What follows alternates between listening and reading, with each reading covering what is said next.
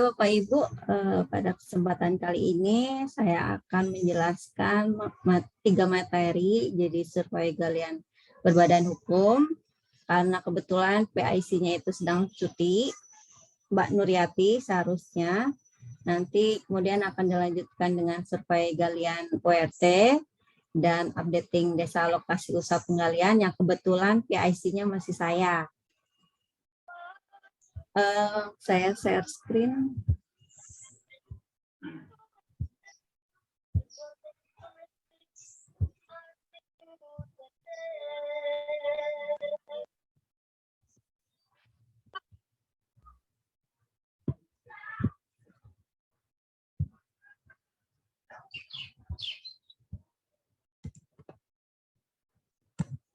Ya, langsung saja. Jadi ke materi pertama mengenai survei galian berbadan hukum. Pertama-tama mungkin saya akan menjelaskan mengenai respon rate dari survei galian badan hukum ini. Jadi memang untuk survei yang berbasis perusahaan, memang agak sulit ya untuk mencapai respon rate 100%. Namun jika dilihat dari 2 tahun sebelumnya, yaitu tahun 2020 dan 2021, sudah terjadi peningkatan respon rate. Jadi pada tahun 2021 itu respon rate sudah mencapai 81,07% dibandingkan tahun 2020 yang hanya mencapai 58,3%. Mungkin karena kondisi pandeminya yang sudah mulai pulih ya, jadi kesulitan untuk menemui responden itu bisa diatasi. Tapi yang saya garis bawahi juga di sini mengenai respon rate ini adalah batas entry kuesioner itu ditutup tanggal 25 Oktober. Jadi ada dua memang kan, kondisi Oktober dan kondisi Desember. Tapi masih ada dokumen yang masuk setelah SPE ditutup. Jika dilihat dari provinsi, capaiannya itu, jadi 19 provinsi memiliki respon rate yang sudah mencapai 100%. Jadi terima kasih banyak. Lanjut, nah mengenai pengolahan data entry hasil survei galian berbadan hukum yang di-entry di SPE online yang ditutup tanggal 25 Oktober. Jadi sebanyak 66,9% dokumen itu dapat diolah untuk ditabulasi yang nantinya akan digunakan dalam penyusunan publikasi statistik bahan galian. Selain itu, terdapat juga 14,17% dokumen yang telah di-entry di SPE, namun tidak diolah karena statusnya sudah tutup, tidak ditemukan, pindah, dan double.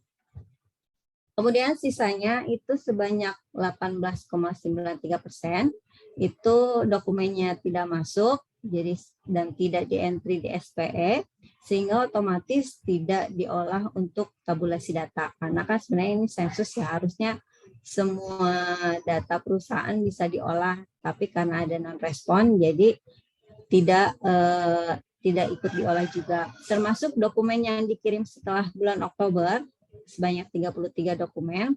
Dan dokumen ini juga tidak ikut diolah dalam tabulasi. Jadi angkanya itu belum masuk di tabel di publikasi tahun 2021. Namun hasil pencacahan tersebut akan tetap diolah di tahun berikutnya untuk menghitung angka revisi. Jadi kalau bisa mungkin Bapak Ibu SKF dan KF produksi di kabupaten kota memperhatikan jadwal kegiatan survei PI ini ya, karena memang kami sekarang sudah membatasi pengolahan jadwal kegiatan agar tidak ada keterlambatan dalam penyusunan publikasi. Selanjutnya mengenai kuesioner survei galian badan hukum. Struktur kuesionernya ini masih sama dengan kuesioner tahun-tahun sebelumnya, hanya ada satu tambahan rincian baru. Jadi pada blok 1 terdapat penambahan rincian yaitu 105 mengenai persentase permodalan perusahaan galian berbadan hukum.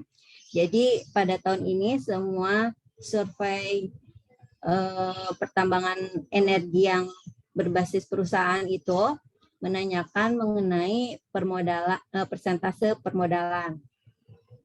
Ditanyakan apakah ada modalnya itu berasal dari pemerintah pusat, pemerintah daerah, swasta nasional, dan yang terakhir apakah ada modal dari asing. Jika ada modal dari pihak asing, maka lanjut ke rincian 105E dengan menuliskan nama pemegang saham, asal negara, dan persentase kepemilikan saham.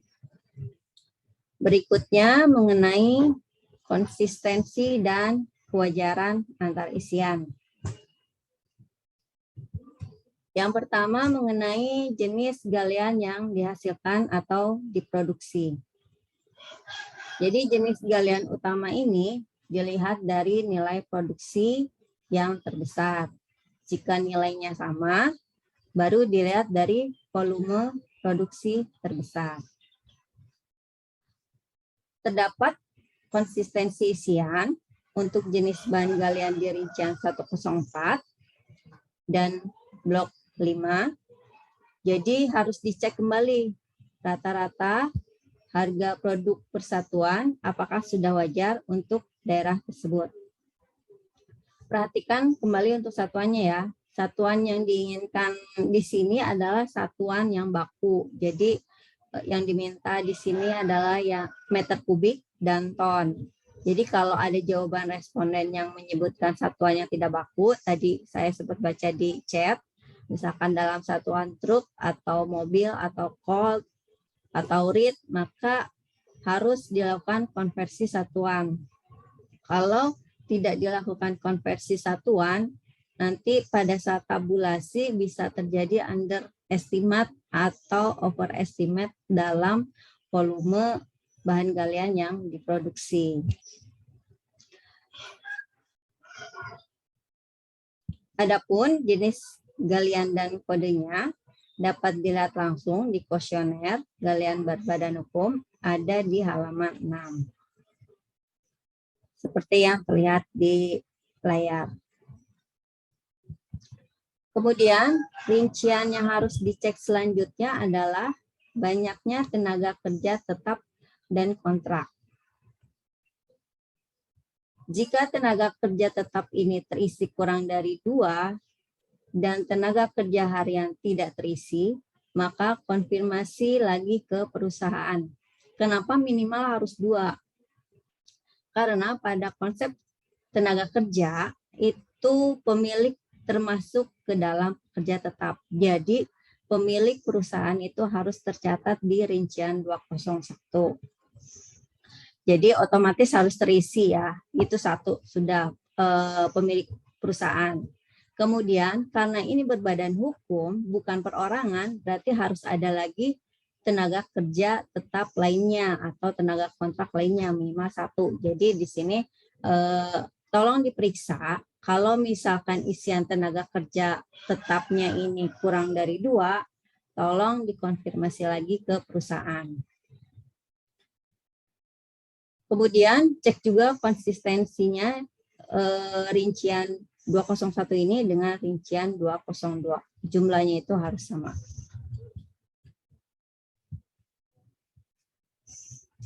Selanjutnya, tolong dicek balas jasa untuk pekerja. Jadi balas jasa pekerja tetap dan kontrak nanti diisi di rincian 301A. Untuk pekerja outsourcing itu diisikan di rincian 301B. Dan balas jasa pekerja asing itu diisikan di rincian 301C.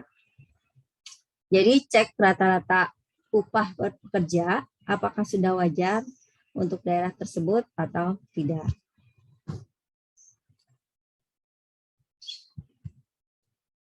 Kemudian untuk pekerja tidak tetap atau pekerja harian, balas jasanya diisi di rincian 302.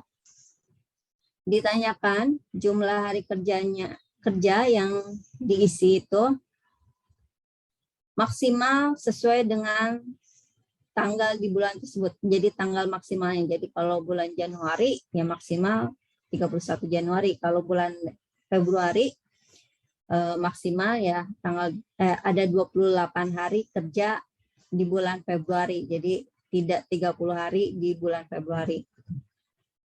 Kemudian cek juga gaji satu orang per harinya, apakah sudah wajar atau belum.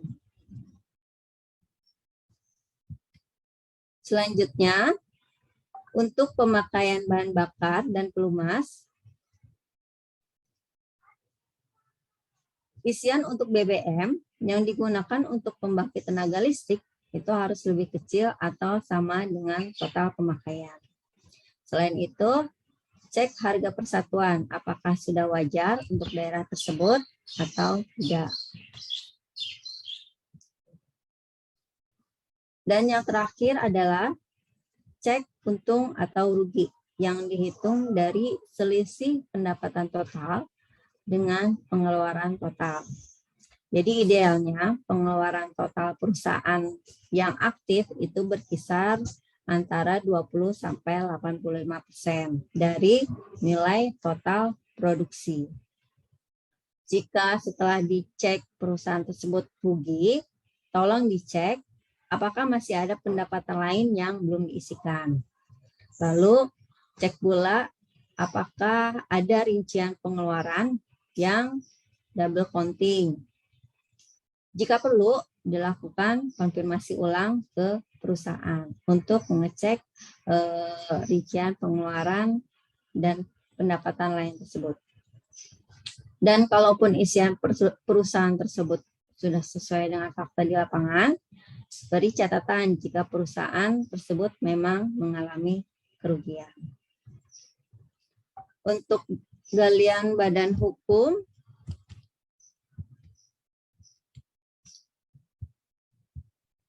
mungkin hanya itu, saya percepat karena memang waktunya